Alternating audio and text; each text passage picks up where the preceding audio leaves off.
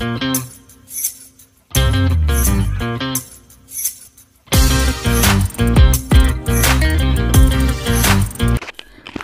नमस्कार, किचन तडकारे चॅनलमध्ये मी पल्लवी सर्वांचं खूप खूप मनापासून स्वागत करते।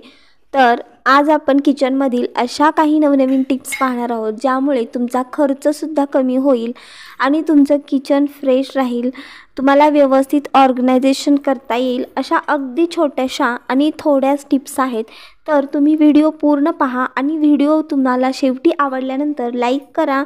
आणि जर तुमच्याकडे अशाच नवनवीन आयडियाज असतील तर कमेंट करून नक्की कळवा, कारण तुमच्या आयडियाजसुद्धा मला समजतील आणि मी सुद्धा त्याचा वापर माझ्या किचनमध्ये नक्की करेन।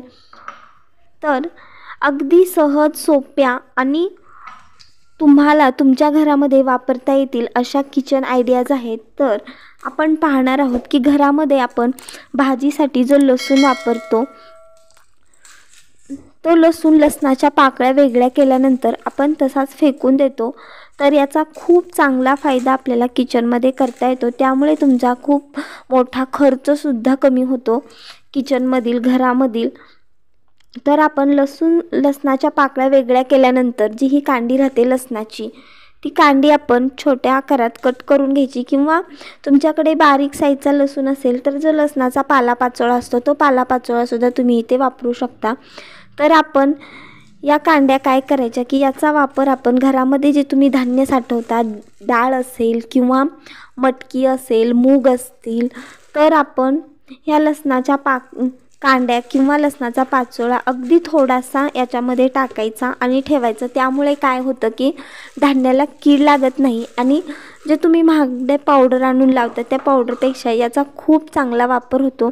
लसणाला खूप मोठ्या प्रमाणात उग्र वास असतो, त्यामुळे अजिबात कुठल्याही धान्याला कीड लागत नाही।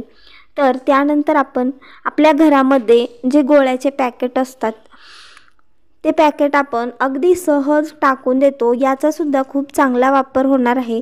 तर आपण हे पॅकेट एका कात्रीने कट करून घ्यायचे की तुमच्या घरामध्ये आपण किचनमध्ये प्रत्येकजण कात्री वापरत असतो, तर त्या कात्रीला धार करण्यासाठी या पॅकेटचा वापर करायचा। हे पॅकेट कट केल्यानंतर या कात्रीला आपोआप अगदी छान धार होते।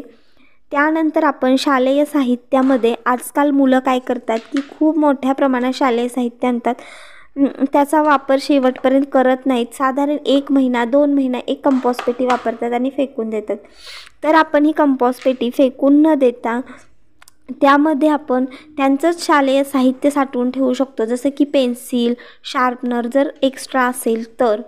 त्यानंतर आपल्या घरामध्ये पावसाळ्यामध्ये जे काडेपेटीचे बॉक्स असतात ते काडेपेटी आपण याच्यामध्ये साठवून ठेवायची, की जेणेकरून काडेपेटी ओलसर होणार नाही, खराब होणार नाही आणि दिसायलासुद्धा खूप छान दिसेल आणि आपल्याला लगेच लक्षात येईल की इथे आपण काडेपेटी ठेवलेली आहे। त्यानंतर फ्रीजमध्ये जी अद्रक असते ती अद्रक आपण या कंपोस्ट पेटीमध्ये ठेवून ही फ्रीजमध्ये ठेवू शकतो। अगदी छान दिसतं ते फ्रीजमध्ये दिसायलाही आणि कमी जागेमध्ये ही पेटी बसते आणि अद्रकसुद्धा तुमची खूप छान राहते।